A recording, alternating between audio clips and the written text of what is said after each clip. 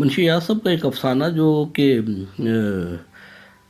بھارت کی کسی اردو رسالے میں شائع ہوا تھا. جب یہ افسانہ انہوں نے نیا نیا لکھا تو بڑی شہرت ہوئی اس کی. یہ تاج محل کے نام سے تھا اور افسانہ بھی تاج محل پر ہے، لیکن پھر انہوں نے اس کا نام ریپلیکا بدل دیا، کیونکہ یہ تاج محل کے ماڈلز پر، جو کہ آپ کو معلوم ہے کہ اسے ریپلیکا کہا جاتا ہے کسی چیز کا بھی جو ماڈل ہوتا ہے، تو اس پر یہ افسانہ تھا اور بہت لوگوں نے پسند کیا. اور پھر تو ان کو بہت خطوط آئے بھارت سے اور دنیا بھر کے دوسرے پاکستان سے باہر کے دوسرے شہروں سے، اوورسیز پاکستانیوں نے جو کہ ادب کے شوقین تھے، انہیں یہ کہانی بہت پسند آئی اور وہ منشی صاحب کو خط لکھا کرتے تھے. وہ مجھے اس کا ذکر کیا کرتے تھے.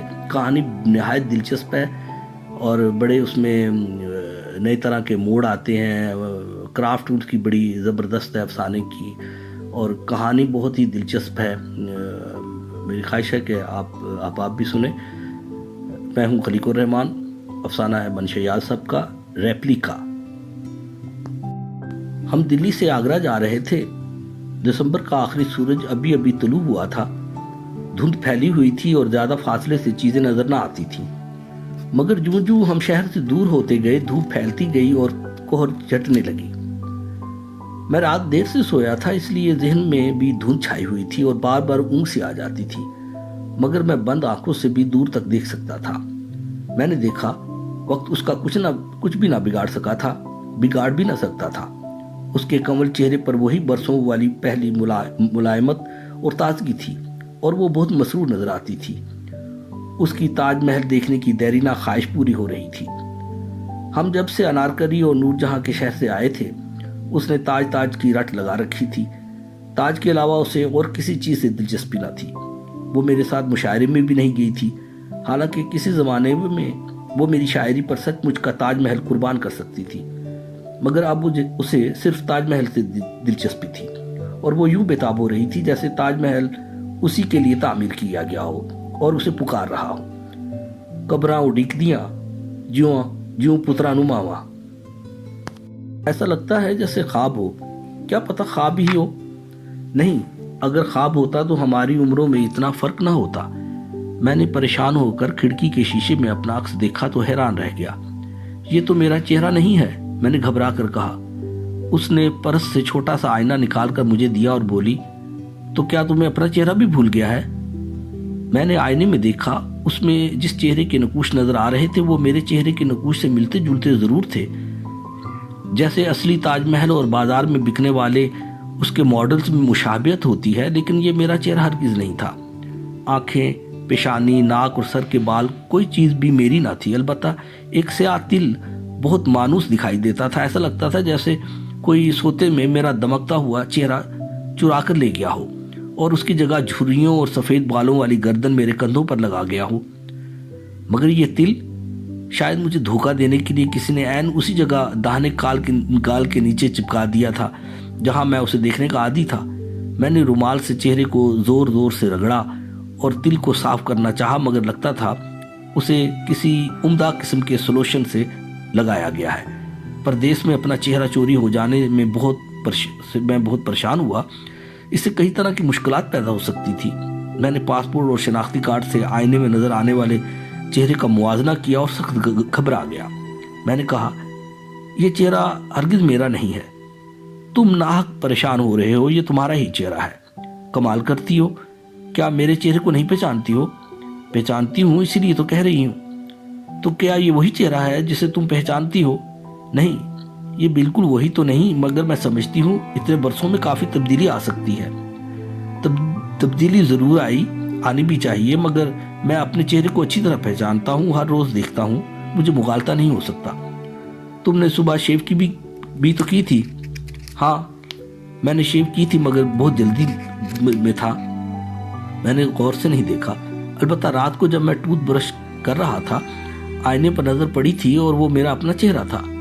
ہو سکتا ہے تم ٹھیک کہتے ہو، لیکن اگر ایسا ہوتا تو تمہارا چہرہ کہاں گیا؟ کون لے گیا؟ یہی تو سمجھ میں نہیں آ رہا.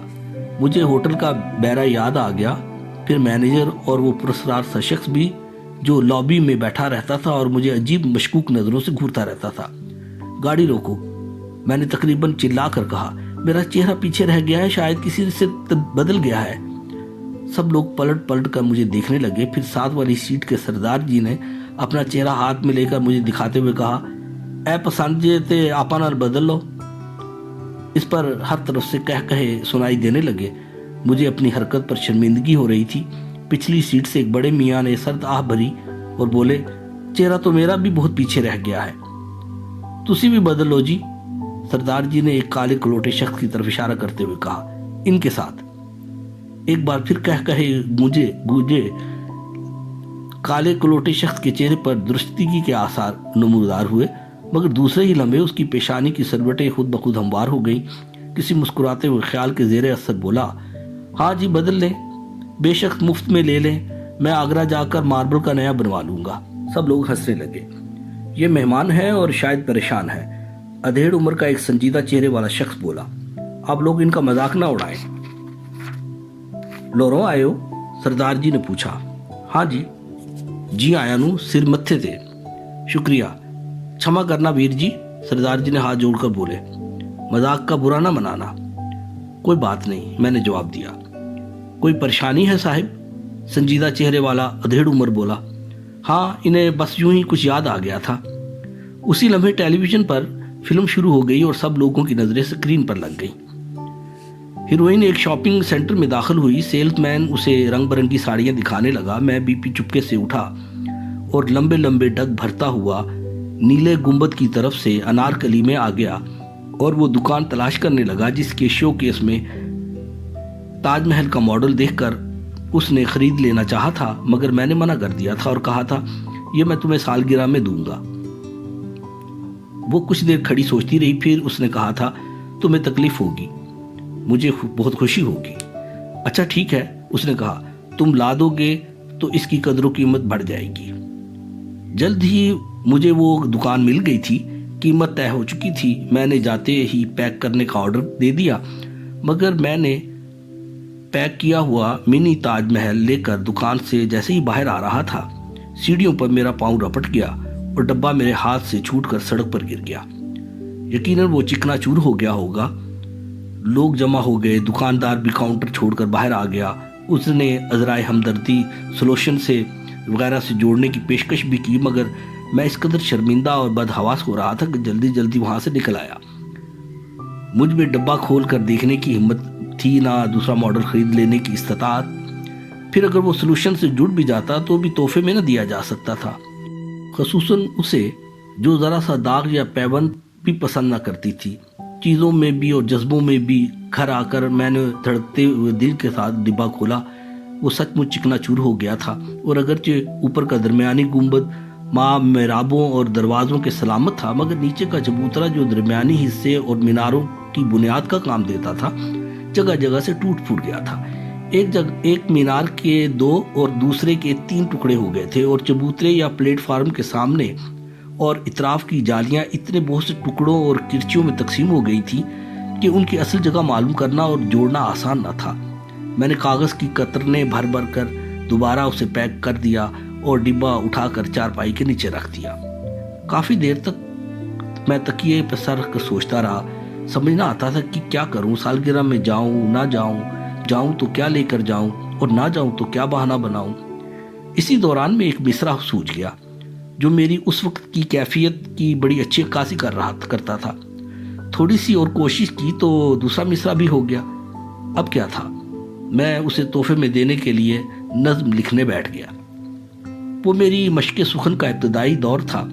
नज़्म शायद फ़नी एतबार से बहुत अच्छी ना थी, मगर नहायत हस्बेहाल थी। उसमें ताजमहल ख़रीदने के लिए मैंने जो फाके किए थे और ओवर टाइम लगाया था, कुछ किताबें बेची थी, उन सब बातों का भी जिक्र था और उसके गिर कर टूटने का अहवाल भी, उसके टूटने का जवाज़ ज़रा शायराना अंदाज में बताया गया था कि वो उसके हुस्न जमाल की ताब ना ला सकता था, इसलिए सामना करने से पहले ही टूट गया और एक बड़ी नदामत से बच गया। नज़्म उसे इतनी पसंद आई कि उसे ताजमहल भूल गया, बल्कि अगले रोज़ कहने लगी, अच्छा हुआ टूट गया, वरना तुम इतनी उम्दा नज़्म कैसे लिखते। उसने कहने को तो कह दिया कि अच्छा हुआ ताजमहल टूट गया, मगर तीसरे चौथे रोज़ सुबह सवेरे ही आ गई। वो कहने लगी, मुझे वो मॉडल दे दो। उसने कहने को तो कह दिया कि अच्छा हुआ ताजमहल टूट गया, मगर तीसरे चौथे रोज सुबह सवेरे ही आ गई और कहने लगी मुझे वो मॉडल दे दो। उसका क्या करोगी, बिल्कुल टूट गया है, बेकार हो गया है। मेरी चीज़ है, जैसी भी है, बस मुझे दे दो। अच्छा, मैं वैसा ही दूसरा ला दूंगा। जी नहीं, मुझे यही चाहिए, मैं लेकर जाऊंगी। मैंने डिब्बा उसके हवाले कर दिया। उसने गाड़ी स्टार्ट की। मैंने कहा काश मेरे बस में होता तो मैं तुम्हें पत्थर के बजाय सोने का ताजमहल ला देता। मुझे सोने से कोई दिलचस्पी नहीं, तुम खामखा गरीबों की मोहब्बत का मजाक उड़ाते। मैं तुम्हें सोने में तोलकर सारा सोना गरीबों में तकसीम कर देता। हाय नहीं, तुम्हें पता है मेरा वजन कितना है? कितना है? पूरे 85 पाउंड। मुझे तोले माशों में बताओ, तुम्हें पता है मैं हिसाब में कमज़ोर हूँ। सरदार जी, यहाँ आपके यहाँ सोने का क्या भाव है? मैंने पूछा। किसके साथ? सरदार जी ने कहा लगाया, सोना गोल्ड।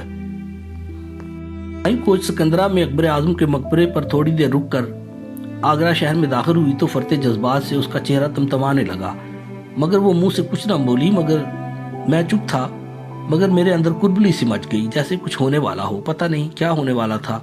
पता नहीं कितनी देर हम इस ड्योढ़ी के सीढ़ियों पर खड़े रहे, जहाँ से पूरा ताजमहल नजर आता था और पहली ही झलक में हर देखने वाले को मसूर कर देता था। कहने लगी, वो हज़ारों मामार, मजदूर, संगतराश और निगरान के अमले के लोग जो 20-22 वर्षों तक यहाँ काम करते रहे और अपने हाथों से इसे उतारते रहे, यकीनन उन्होंने भी मोहब्बत की होगी और उनकी भी अपनी मुमताज़ महल होगी। हाँ, मैंने जवाब दिया, शायद उनमें से बहुत सौ ने अपनी अपनी मुमताज़ महल को यहाँ दफन भी कर दिया हो। मुझे भी तुम, वो कुछ कहते कहते रुक गई। मैंने उसकी आंखों में अजीब सी चमक देखी और खौफजदा हो गया। फिर जल्दी से उसका हाथ पकड़कर सीढ़ियाँ उतर गया। हमने ताजमहल के सामने हौज़ों, फव्वारों और रविशों पर खड़े होकर अलहदा और एक साथ बहुत सी तस्वीरें उतरवाईं। एक जगह बोर्ड लगा हुआ था, इससे आगे तस्वीर बनाना मना है। मैंने कैमरा बंद कर दिया और उसे साथ लेकर ताजमहल की तरफ बढ़ा। फिर हमने वो प्लेटफार्म देखा जो डिब्बा गिरने से खासा टूट फूट गया था। कुछ देर हम वहाँ खड़े रहे, फिर सीढ़ियाँ चढ़कर इस चबूतरे पर आए जो अजीम दरमियानी गुंबद और मीनारों की बुनियाद का काम देता था और जिसकी उसने प्लास्टर ऑफ पेरिस के जरिए मुरम्मत करवा ली थी। ये जाली यहाँ से वहाँ तक टूट गई थी, उसने चबूतरे से नीचे झांकते हुए कहा। हाँ, और ये हिस्सा तो बिल्कुल ही टुकड़े टुकड़े हो गया था। मैंने चबूतरे के कदमों से नापते हुए कहा। ये वो मीनार है जिसके 2 टुकड़े हो गए थे, वो बोली, और इस मीनार के 3 टुकड़े हो गए थे और मुरम्मत की भी तो वो टेढ़ा नजर आया था। हाँ, उसने इत्तफाक किया। मेरा जी चाह रहा था जालियों, दीवारों और मीनारों को छू कर देखूं, मगर डर लगता था छूने से कोई टुकड़ा अलग होकर गिर न पड़े। एक रोज उसकी छोटी बहन कमरे की सफाई कर रही थी। उसकी गर्द झाड़ने लगी तो उसके टुकड़े अलग हो गए और फिर उसको जोड़ा न जा सका। काफी असर तक वो टूटा फूटा इधर उधर रुलता रहा। फिर किसी ने उठाकर कूड़े के ड्रम में डाल दिया। हम दरमियानी गुंबद के अंदर इस हाल में आए जहां बादशाह और मलका की कब्रों के तावीज़ थे। हमने फातह खानी की तावीज़ के मुनक्कश और रंगीन पत्थरों से बनी जालियों को देखा। गुंबद में देर तक सुनाई देने वाली आवाज़ गूंजी और बाहर आ गए। मैं नीचे वाली असली कब्रों के पास जाना चाहता था, मगर मुझे घबराहट हो रही थी। मगर उसे कब्रों से हमेशा बड़ी दिलचस्पी रही है। कहने लगी, नीचे चलो, अभी दुआ पढ़ कर वापस आ जाएंगे। फिर मेरे जवाब का इंतज़ार किए बगैर बोली, अच्छा तुम यहाँ ठहरो, मैं अभी आती हूँ। वो सीढ़ियाँ उतर कर चली गई। मैं कुछ देर उसका इंतज़ार करता रहा। जब उसे गए काफ़ी देर हो गई तो मैं उसे ढूंढता हुआ नीचे आया। वहाँ काफ़ी रश था। मैंने घूम फिर कर देखा, मगर वो कहीं दिखाई न दी। मैं उसे तलाश करता हुआ बाहर आ गया और हर जगह उसे ढूंढा, मगर उसका कुछ पता न चला। थक कर मैं ड्योढ़ी की उन सीढ़ियों पर आकर बैठा जहाँ से हर आने जाने वाला गुजरता था। खूबसूरत औरतें, नए ब्याहता जोड़े और जवां साल लड़के लड़कियां आ जा रहे थे, मगर उसका दूर दूर तक निशान न था। मुझे उसी रोज दिल्ली पहुंचना था। अगले रोज मेरी वापसी की सीट कन्फर्म हो चुकी थी। मैं बोझल दिल के साथ अकेला ही लौट आया। लाहौर आकर मैंने फिल्म धुलवाई। बड़ी अच्छी तस्वीरें आई थी, मगर वो तस्वीरों में भी गायब थी। शुक्रिया।